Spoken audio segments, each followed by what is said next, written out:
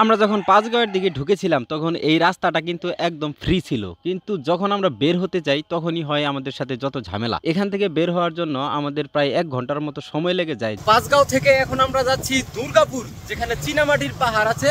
কিন্তু এখানে মাঝখানে আসার পর আমরা কি দেখতে পারতেছি দেখবেন, দেখেন যে জাস্ট এই পাশটা দেখেন, এখানে হচ্ছে একটা এখান থেকে নদীর পানি বা ঝর্ণার পানি যেটা বলেন, সেই পানিগুলো এদিক দিয়ে যাইতেছে। আর আমাদের এই যে বাইক নিয়ে, আমরা যারা বাইক নিয়ে আসছি এখানে, এগুলো নিয়ে যদি পার হতে হয় তাহলে এদিকে পার হতে হবে।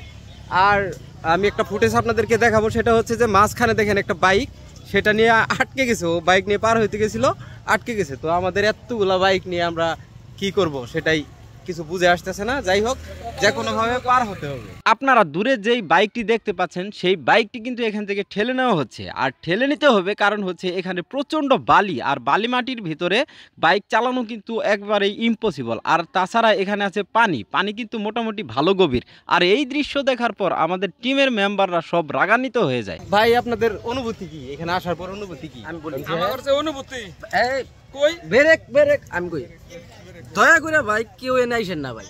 এক যা টাকাগুলো অবশ্যই টাকাই অবশ্যই ঢুকতে দেয় না। ঝর্ণার কথা যদি কেউ রিভিউ দেয় ওটা ভুল। ঝর্ণা হলো আপনার পাঁচগাঁও থেকে আরো 1-2 কিলোমিটার ভিতরে। অন্য ইউটিউবাররা যদি বলে জায়গা এত সুন্দর বাইরে, সব মিথ্যা কথা বলে। এই যে এখন যা বলতেছি এটা প্রকৃত সত্য কথা। যদি টাকাগুলা অপচয় করতে মন চায় তাহলে আইসেন ভাই। আমরা এখানে অরিজিনালটাই তুলে ধরার জন্য আসছি, যেটা সত্যি ওইটাই তুলে ধরার জন্য আসছি।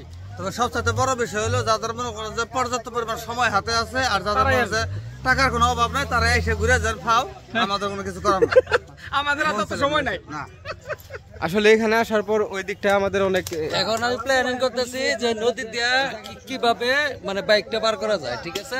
তারপর প্রথমে সুমন ভাই বাইক নিয়ে পানিতে নেমে যায়, তারপর স্বপন কাকা আসে। আর এখানে কিন্তু আমাদের প্রচন্ড কষ্ট হয়েছে, যেটা আপনারা দেখতে পারবেন। একটা ভিডিও বানাতে আমাদের কিন্তু প্রচুর পরিমাণে কষ্ট করতে হয়। আর যারা ফেসবুক থেকে দেখতেছেন সবাই একটা করে ফলো দিবেন, লাইক কমেন্ট শেয়ার করবেন। আর যারা ইউটিউব থেকে দেখছেন তারা সবাই সাবস্ক্রাইব করবেন।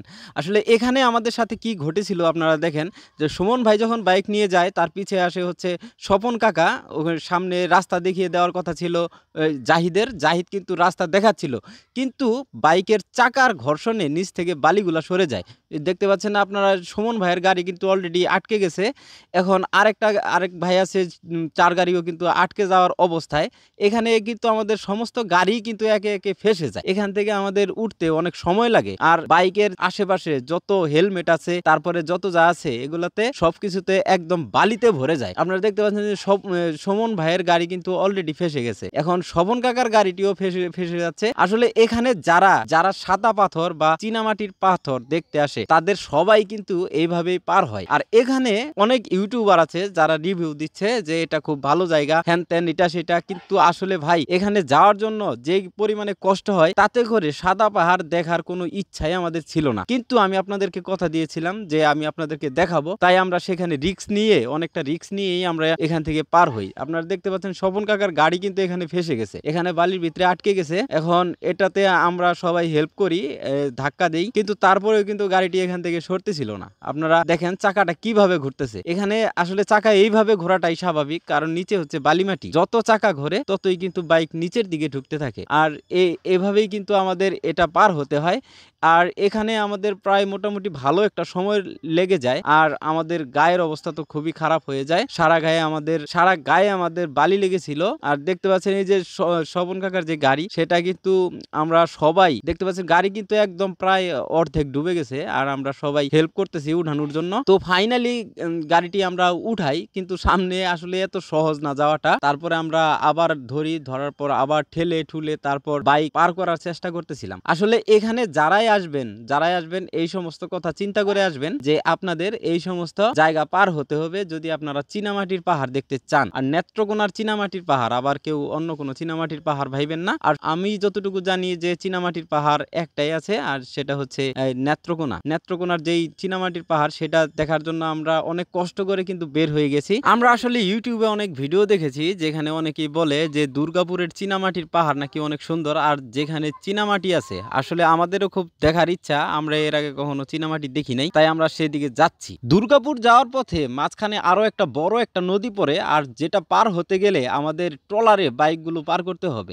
আর ট্রলারের এখানে আসতে মাঝখানে যেই জায়গা, এটা অনেক বিশাল একটা জায়গা যেখানে শুধু বালি আর বালি। এখানেও আমাদের বাইক নিয়ে আসতে অনেক কষ্ট হয়, কারণ বালির ভিতরে চাকাগুলো শুধু নিচের দিকে ঢুকে যাচ্ছিল। এখানে আমরা 40 মিনিট অপেক্ষা করার পর ফাইনালি আমরা ট্রলারে উঠলাম। দেখতে পাচ্ছেন আপনারা একটা একটা করে বাইক উঠানো হচ্ছে। আর এখানে আমাদের যেই অপেক্ষার সময়টা সেটা আসলেই খুব কষ্টদায়ক ছিল। একে তো বালি, দ্বিতীয়ত প্রচন্ড রোদ, আর এই রোদের ভিতরে আমরা ঘেমে একদম ভিজে গিয়েছিলাম। অবশেষে অপেক্ষার পর এখানে ট্রলার ছাড়ে, কিন্তু ট্রলার ছাড়ার পরেও আমাদের গায়ে একটুও হাওয়া লাগছিল না, রোদের তীব্রতা এতটাই বেশি ছিল। নদীটি কিন্তু খুব একটা বড় নদী না, আপনারা দেখতেই পাচ্ছেন। এখান থেকে এক ঘাট থেকে আরেক ঘাটে পৌঁছাতে শুধুমাত্র 2 মিনিট সময় লাগে। আমরা কিন্তু ইতিমধ্যেই পৌঁছে গেছি, আমরা এখন নামতেছি, আপনারা দেখতেই পাচ্ছেন। আর একে একে আমরা আগে নেমে গেছি, তারপর বাইকগুলা সব একে একে নেমে আসবে। একে একে আমাদের টিমে যতগুলা বাইক ছিল সব নেমে আসে, আর আমরা পৌঁছে যাই আমাদের সেই কাঙ্ক্ষিত চীনামাটির পাহাড়। আসলে আমরা যখন প্রথম মধুপুর থেকে পাঁচগাঁওয়ের উদ্দেশ্যে রওনা দিয়েছিলাম, তখন থেকে আমাদের সাথে একের পর এক ঝামেলা হতে থাকে। প্রথমে তো আমার টাকা হারিয়ে যায়, দ্বিতীয়ত যে গাড়িটি আমাদের সাথে আসছিল সেই গাড়িটিও নষ্ট হয়ে যায়, এবং তারা কিন্তু রাস্তায় আটকা পড়ছিল। আর আমরা যারা বাইক নিয়ে আসছিলাম তারা কিন্তু জায়গায় ঠিকই আসছিলাম। কিন্তু আসার পরে আমাদের মনে হচ্ছিল যে এখানে আসার থেকে হয়তো বা না আসাটাই ভালো ছিল। একে তো আমাদের টাকা নষ্ট, গাড়ির তেল নষ্ট, দ্বিতীয়ত সময় নষ্ট, সব নষ্ট। আর জায়গা এগুলা কি, চীনামাটি কি, আসলে কিছুই না, জাস্ট একটু সাদা সাদা মাটি, যেটা আসলে না দেখলে কিছুই না। আর এটা ছিল, পাহাড়গুলা ছিল অনেক উঁচু উঁচু, যেখান থেকে মানুষগুলা সব ছোট ছোট দেখা যাচ্ছিল। আর এখানে যেই পাহাড়ের যে সমস্ত মাটিগুলা, সেই সমস্ত মাটিগুলা ছিল একটু সাদা সাদা, যেটা চীনামাটি ছিল। আর এখানে আসার পর আমার ফোন কিন্তু আরো আগে যখন আমরা ট্রলারে উঠছিলাম তখনই আমার ফোন বন্ধ হয়ে যায়, চার্জ শেষ হয়ে।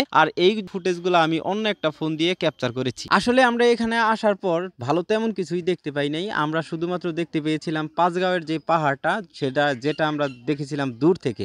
আর দূর থেকে দেখার চাইতে আমার মনে হয় মোবাইল ফোন অথবা ইউটিউবে দেখা অনেক ভালো। আমরা এখানে এসেছিলাম মূলত ঝর্ণা দেখার জন্য। আসলে ঝর্ণাটা সেখানে ছিলই না, ঝর্ণা সেখান থেকে আরো 2 কিলোমিটারের দূরে, যেটা হচ্ছে ভারতের ভিতরে। সত্যি বলতে এখানে আসার পর আমাদের টাকা নষ্ট ছাড়া আর কোনো লাভই হয় নাই। লাভের ভিতরে শুধু একটাই হয়েছে, সেটা হচ্ছে ইন্ডিয়ান কিছু প্রোডাক্ট আমি নিয়ে এসেছি, সেটাও আসল কিনা তার ভিতরেও সন্দেহ আছে। যাই হোক, আমাদের কষ্ট মোটামুটি ভালোই হয়েছে। আপনারা যারা ফেসবুক থেকে দেখছেন তারা ফলো দিবেন, লাইক কমেন্ট শেয়ার করবেন। আর যারা ইউটিউব থেকে দেখছেন তারা আমাকে সাবস্ক্রাইব করবেন, এবং ইউটিউবেও আপনারা লাইক করবেন, কমেন্ট করবেন। ভালো থাকবেন সবাই, আল্লাহ হাফেজ।